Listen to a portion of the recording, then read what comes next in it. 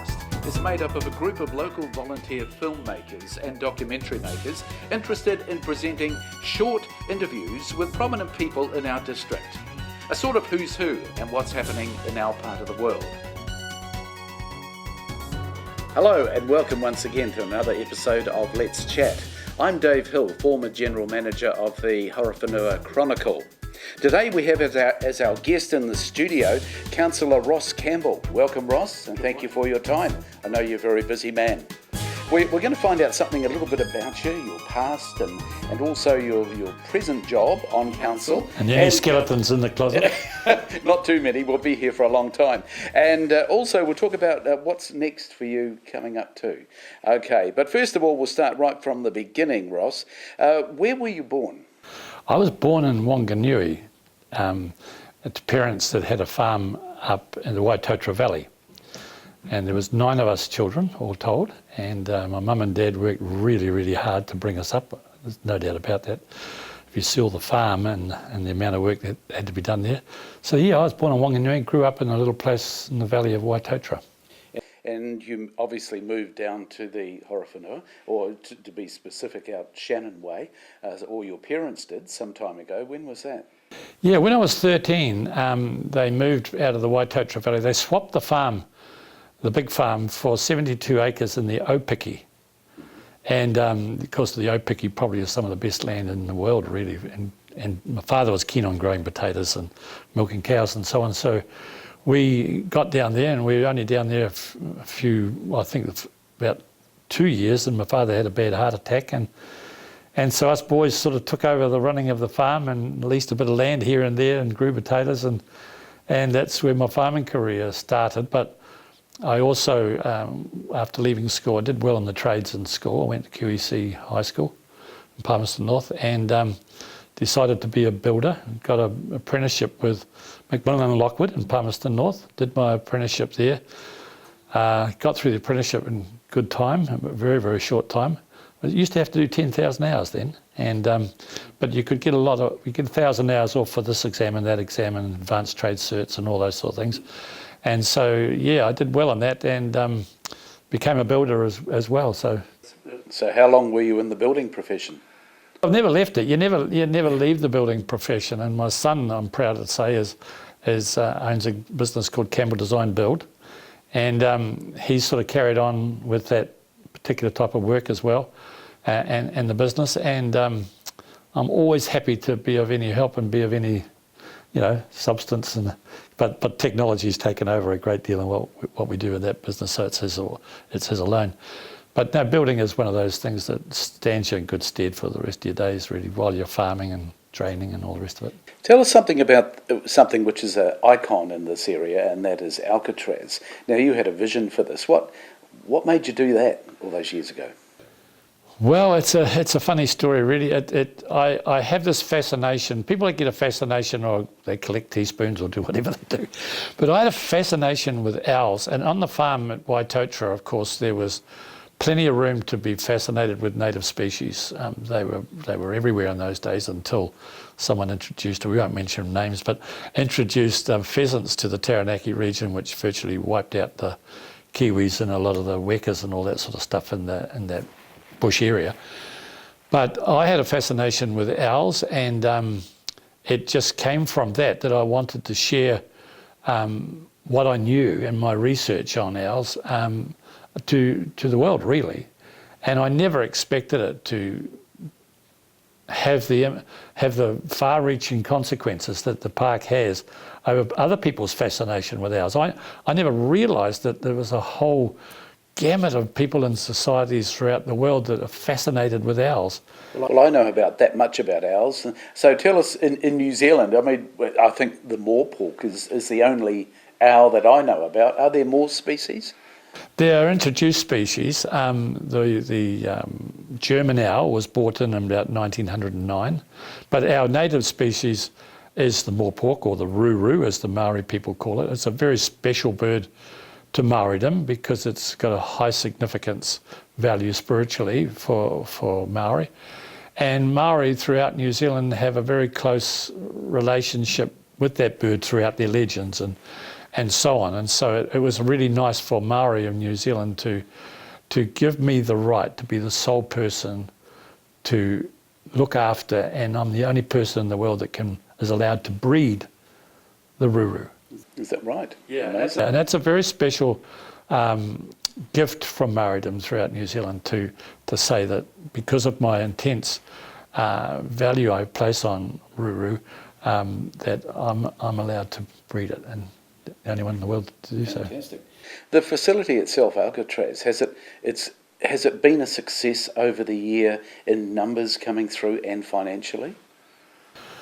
I think it wasn't set up to be a success financially. It was more set up to be a research, for me to carry on with my research and just to show people who were interested, because I thought you never set up something in tourism with the idea there's only a minority that would be interested, would you? You wouldn't make money, would you? So I didn't expect it to be financially viable. Not over the top, because I thought minority of people would be interested in owls, like me, 1 out of 9 kids, So I was surprised, and we built into the park other things to cope and cater for other interests, such as the farm walk, the lake walk, the weka, and we breed the North Island weka there. It's the only place that you can see them now, and so on. And I thought I'd need to build on a lot more to get people's interest. But people's main interest is still to see the owls. You only got to be at the reception desk, and what is it you want to see? There's 4 options. You can see the whole 4, or you can see one. We want to see the owls. They've come to Alcatraz to see the owls. And so we had 3 types of owls there. We've now only got the German owl and the ruru. The barn owl, the European barn owl and Australian barn owl, we had them there, but they are not, since the bird flu, and we were going to bring in eggs from Europe and places and have a lot of different types of owls, but because of the bird flu we were restricted and weren't able to bring them in. So that restricted us back to the native species, really. We've got the German owls for people to see, but they're only a matter of interest as you walk past the aviary that they're in. But the main experience is still to see the owls. So tell us about numbers. How many people would go through Alcatraz in a year? We worked it out we've been open now over 20 years, and we've had about 1.8 million people through it. At winter time it slows down, but in the summertime we can get up to 22 staff working in the summertime, and it's a real busy place. And the breakdown is that a lot of overseas people coming through? International visitors, yeah. When we first started, it was just it was something real cool to have some international visitors. And we worked hard at marketing to the international visitors off the cruise ships and so on, and we'd organise trains to come and buses to come and all sorts off the cruise ships. But the connection to the cruise ship to Alcatraz the distance was just a little bit more. Yeah.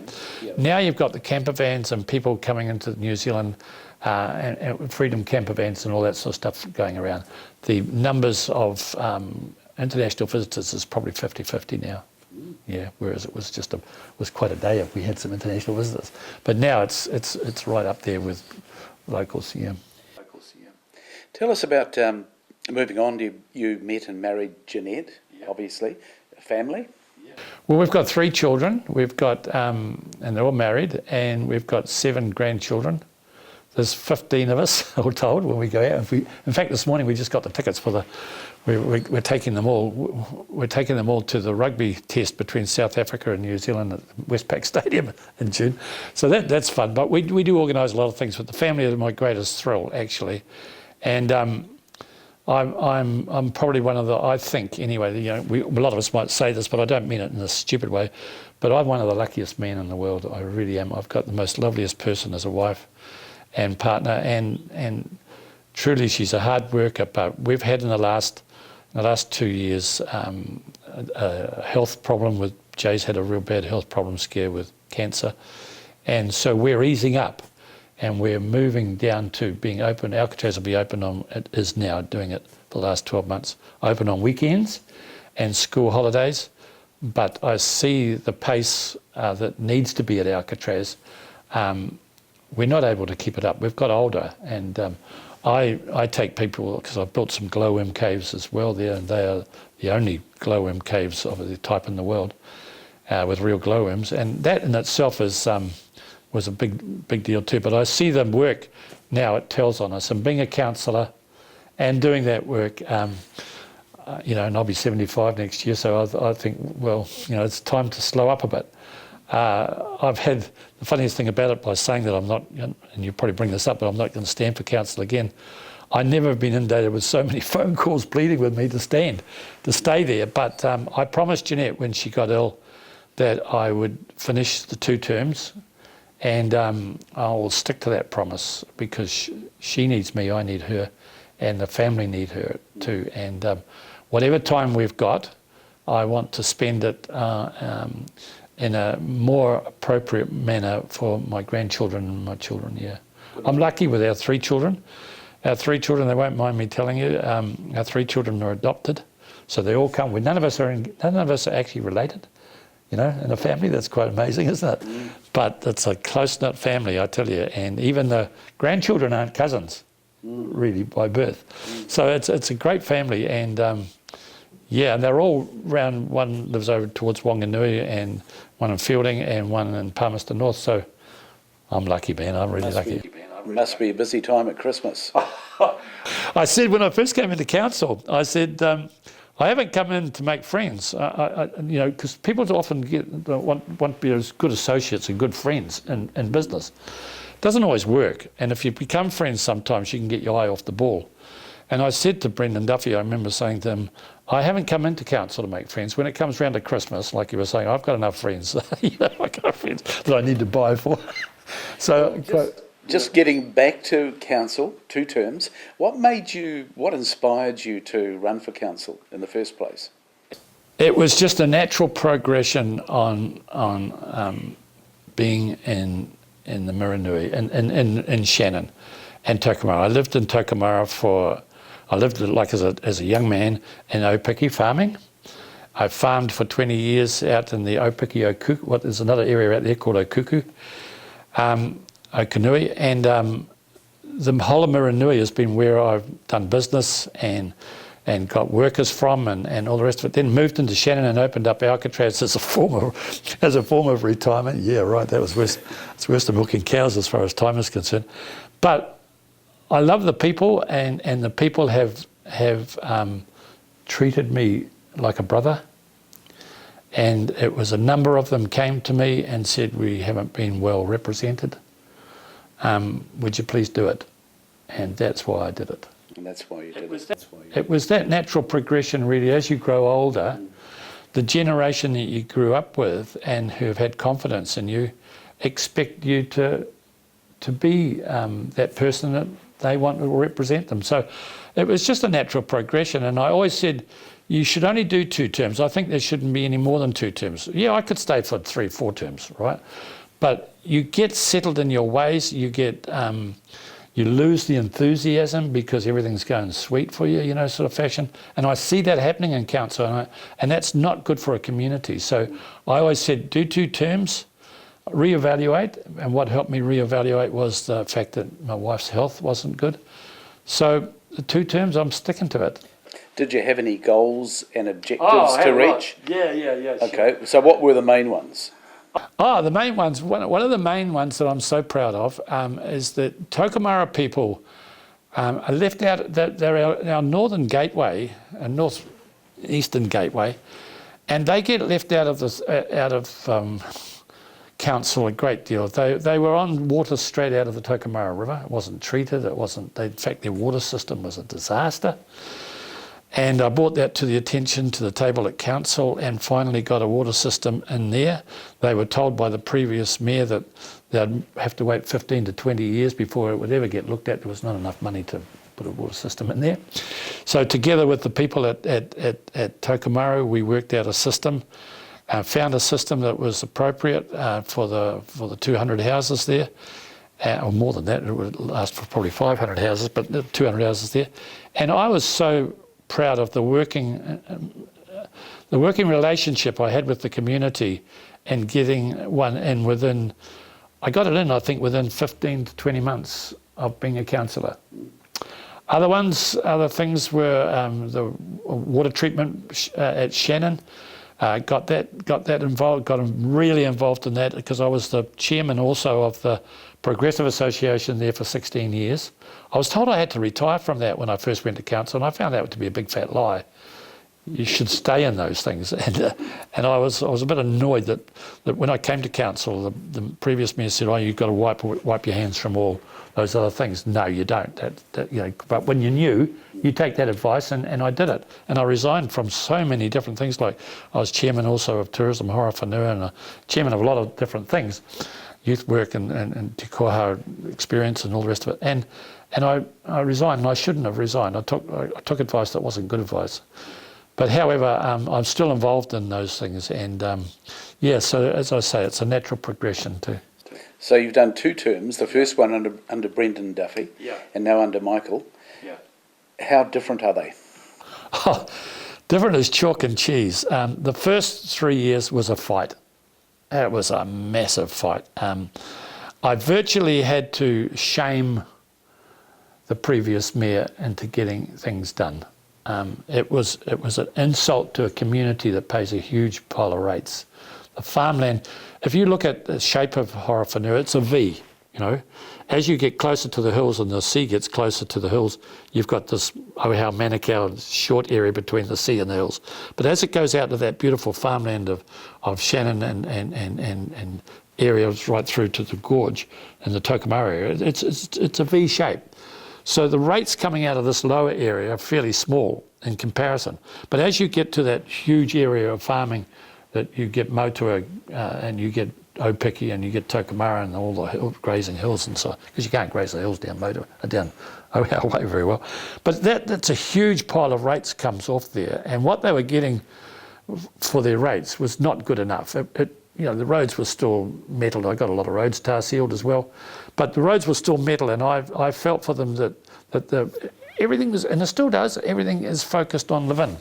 Here we are talking in Levin about shared pathways when Shannon and Tokomara and Opiki, who still don't get their drains cleaned properly, and we want the luxuries down here, but people are doing out with the necessities up there. And being one councillor for a big area, you're one vote at the table, and by the time you want to get things done, the lolly jar is empty, the budget's gone. So to fight your way through, to get things done for those communities, you've got to be a man of muscle, you've got to be a man of fairly cunning ability, and you must work with the staff more than you work with the mayors.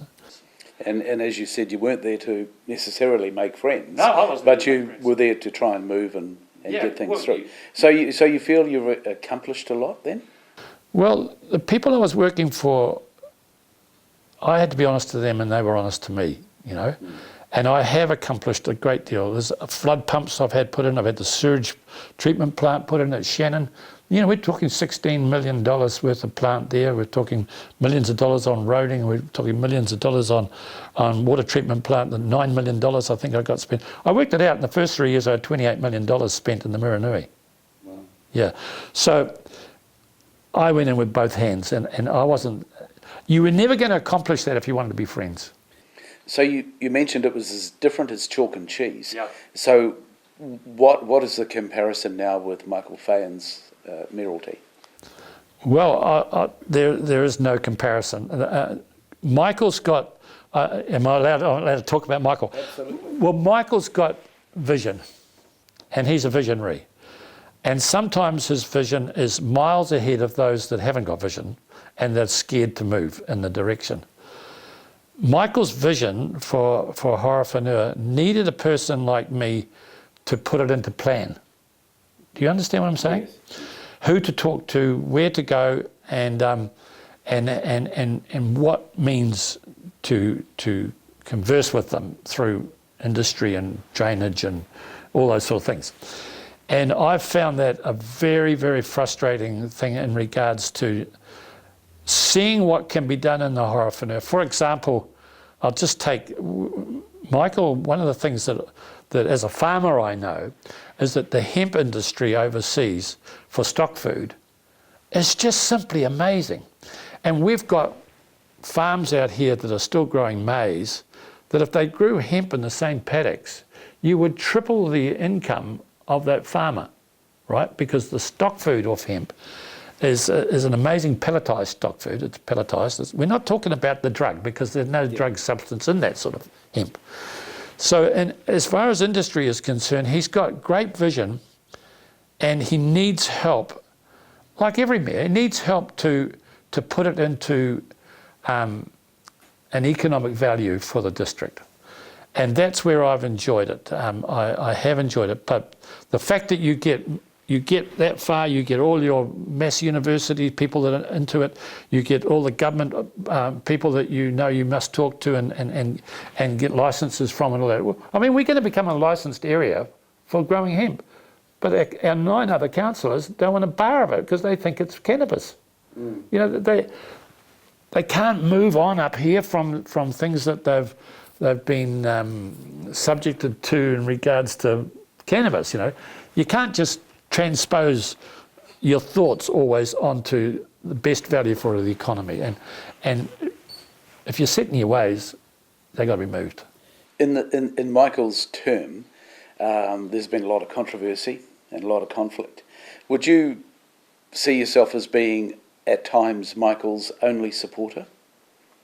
Yeah, and sometimes, you've got to mean it, you said sometimes.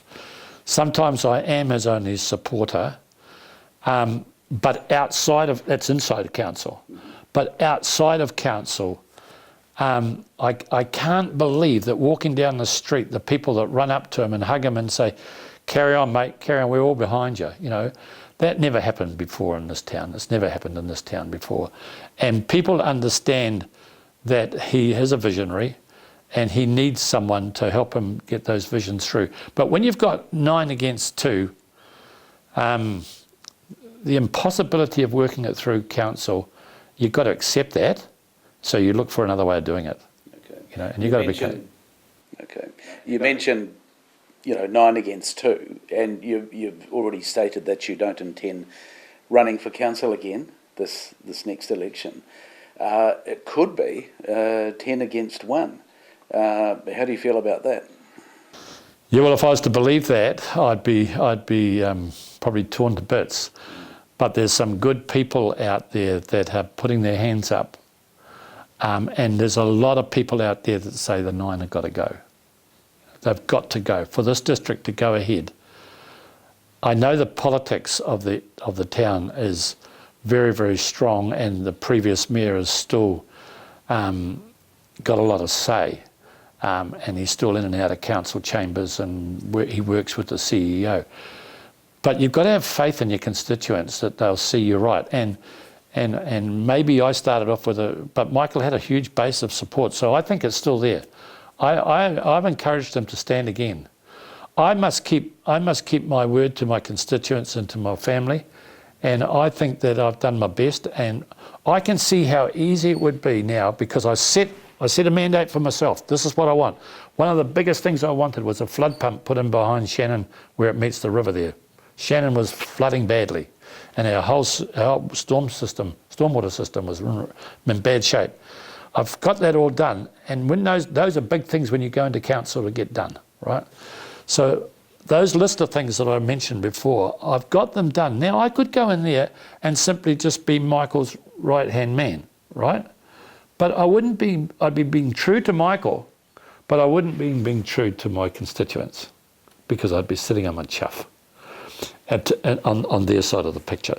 And so therefore I think I've done my time. I've done the best I can. There might be 1 or 2 people that are angry that didn't get their pothole fixed on time outside their house, or the drain, and I take my shovel and spade and go. I find council to be so set in processes and procedures that it loses touch with its people. And can I give you a little story? This is how stupid sometimes council is. A lady rang me about 5 o'clock in the morning it was, and said to me, "There's a sewage pipe burst in the road just not far from our house, and people are taking their dogs for a walk." This is summertime. People are taking their dogs for a walk in a few minutes, and they're all going to have to walk through this water flowing all over the street. And I said, look, I'll ring council, I'll get onto it. Of course, you ring council, there's no answer. And it's meant to go through to a switchboard, and the switchboard say, well, everybody's not available at that time. So I got in my truck, because I never take, I must say this though, clearly, the first 3 or 4 years of my being there, I would never take any money from council in regards to mileage or meals or anything. I don't need it. I didn't go in there for it. And so I'm travelling all the time, every day in my old truck, and I get around the whole district. I set out doing newsletters and stuff, and I take that around, because that makes me see the roads and the drains and everybody's problem, and they all stop me, I get on so well with it. I love doing that. But anyway, here I get up in the morning, I get my gumboots on, I get the shovel, and I go and I shoot up there to Tokamara over this sewage pipe burst. And it's when everybody's getting up and having showers and all the rest of it. It got worse, of course. So this was terrible. So we were fixing a footpath there. So I went round to the footpath, grabbed the cones off the footpath, 5 or 6 cones, right back in my gumboots, stuck this around the leakage. So I don't want people walking through this stuff, because they're on jandals, aren't they, in the morning, walking their dogs. And I thought, oh, heck. So I get on the phone, and I'm ringing up for getting the workers to come, and they couldn't get there till 11 o'clock. And what they needed was over in Wanganui, because we have these shared services and all this rubbish. Anyway, so I stayed there all morning and warned people, because I didn't have any signs or anything, right? So I'm warning people about it. And then the jokers arrived. I helped them clean up, and we've got lime all over the road to kill the bugs and stuff, and all the rest of it. And then when I was finished that, I thought, I had had a person say to me while I was there, why don't you go up and have a look at Horseshoe Bend? There's something wrong with the gate up there, So I thought, well, I'll do that before I go home. So I get in the truck, and the guys had fixed it and gone on. And go up to Horseshoe Bend, which added a couple of Ks on, well, probably 4 or 5 Ks on. And I got home, and my wife said, you missed church, you missed everything. It was Sunday morning. She said, you should put in for the miles, because the council have been saying, you must get paid for your miles. You should be putting in for your miles. And I'm going, nah, I don't need your blinking miles. So I wouldn't put in for it. So this particular day, I think, oh, okay. So I said to my wife, go on, just write down, I think it came to $17 for the mileage, right? So I put it in. And thinking, well, I don't know, who cares? And then I get it stopped. I get an email saying, we're not going to pay your mileage. You had no right to go up there. It's not part of the government's job. You do. You're not. Well, rural people see the councillor as the first phone call, not the last. And I went up there with a shovel and stuff and got the water all going. I dug into the metal on the side of the road and got the water all funneling down rather than spilling everywhere, by the time these guys got there. And I considered it my right and my job as the councillor to help my constituents when they were in need, right? Not sit around on the end of a phone and say, well, the guys are coming from Fulton Hogan, or one of them was coming from Wanganui, and they were going to fix it. They wouldn't get there till 11 o'clock, put up with it. That's not me.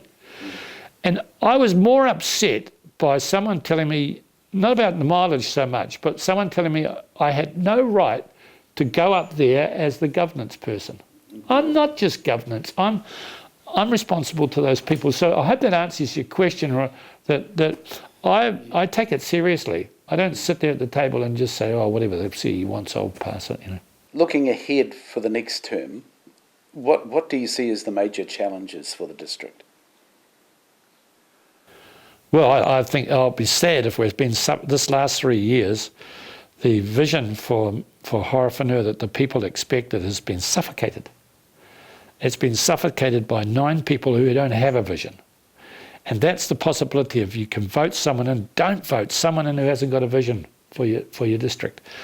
And I hope they give Michael a second chance. I really pray they will, because I think the district has a person there that he absolutely enjoys a new idea.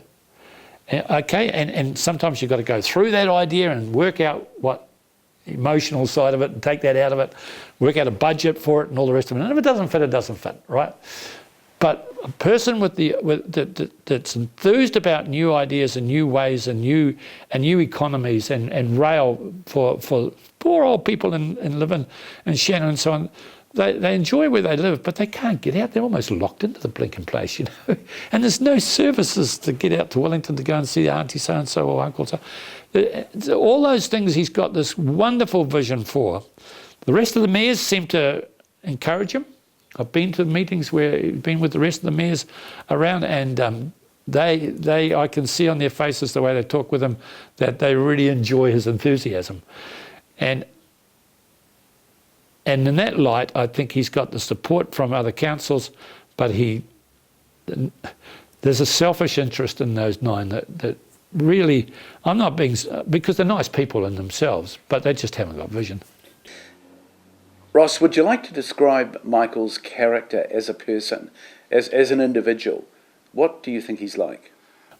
I'll give you this from, I've known Michael for a long time, and when I say a long time, heading on for 30 years. And I can tell you that Michael is the most honest man I've ever met. And I've been in his company when he could have circumnavigated a problem by being less honest. But I would not advise that. But I've noticed his determination to be upfront and honest. He's got a way where he's straight. He's a straight speaker, a straight talker, and I like that about him, because you know where you stand. But can be misunderstood because he's got that Dutch manner. It's a good manner. It's not against him, but he's got a Dutch manner of being straight. You know where you stand with him. You know where you stand, and he finds points of interest in arguments that a lot of other people don't see, right? And it might annoy them a bit. But quite frankly, I would like to see him get ahead, because the one thing about Michael that I like about him, he can talk to anybody. He's not in any way snobbish in any way. He hasn't picked out who's going to be friends and who's not going to be friends, like it's so easy to do within council.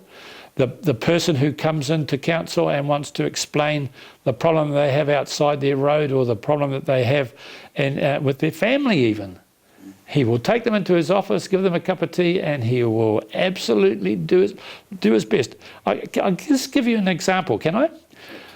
I go with Michael on some trends that because I've been a chaplain for 30 years as well.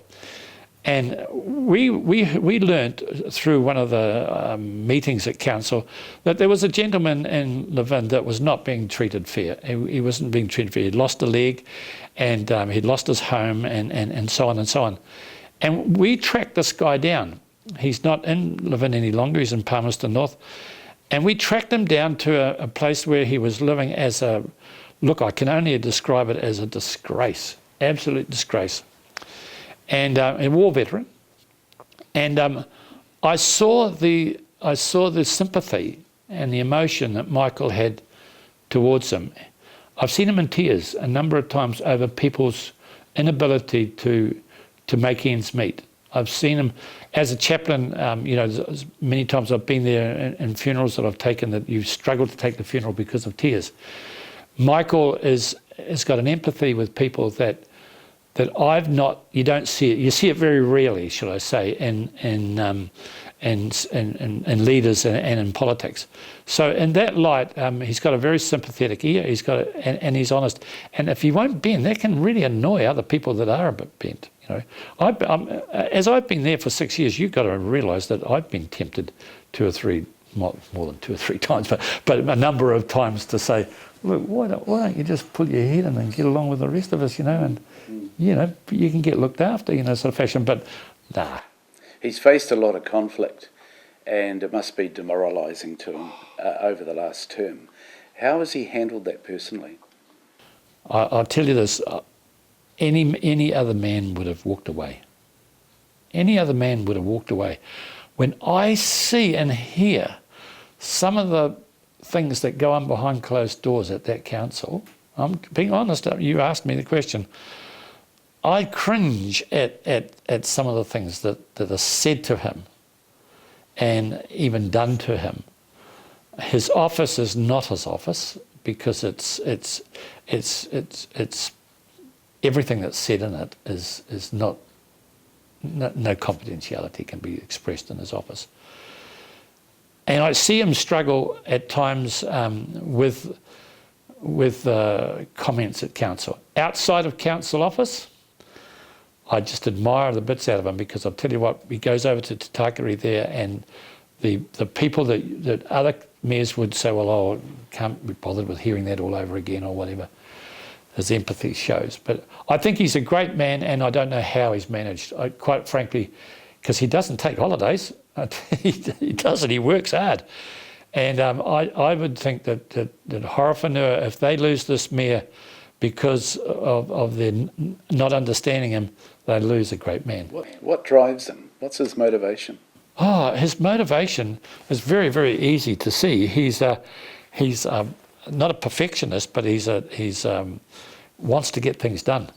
He wants to get things done, and it's not so much what other people say to him, because sometimes I'm just admiring him. I would just like, I've been in his office when some bad things said, and I would be, as a person, I would say, get out of here, And well, that's fair enough. That's your, and he will work with them, and I don't know how he does it, but I may be getting old and losing my patience, but my way of driving things through and his way, we work well together. My biggest disappointment, can you ask me that? Yes. My biggest disappointment was when Michael became the mayor, and he asked me if I'd be the deputy mayor, and I said, yeah, I'd gladly do it for him, because I could think, man, together we've got a lot of energy, because we're in tourism. And you'll notice tourism's not even on the agenda in this council, and it's only because we're in tourism. But I thought, yeah, we can really go places. I think we'd really work well together. So why didn't you do it? They voted me out. I hold the record for being the shortest deputy mayor in length of time, 9 days. Do you think a lot of people will be standing this time round?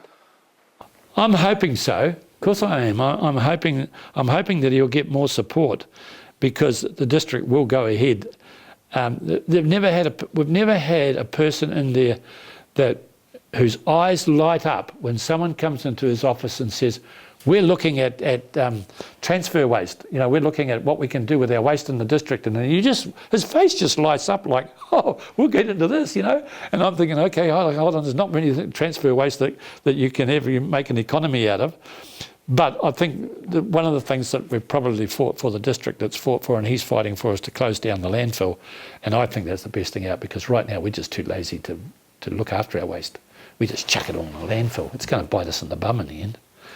That's one of the big issues. Any other big issues facing the district? Well, I think that's the issue that Michael should campaign on.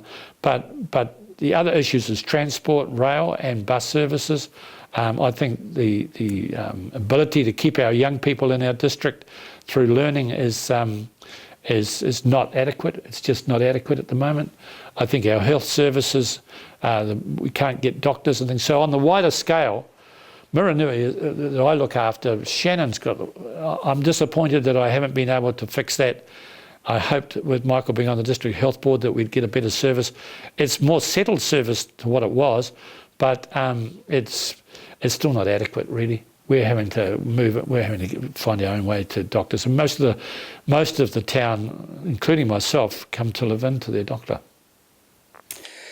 Ross, thank you very much for your time, I've enjoyed and thank you for coming in for Let's Chat, and thank you for your service over the last 2 terms of council. Really appreciate it, and good luck for your semi-retirement in the coming years. Yeah, thank you so much. I've enjoyed being here. Yeah, pleasure. Thank you.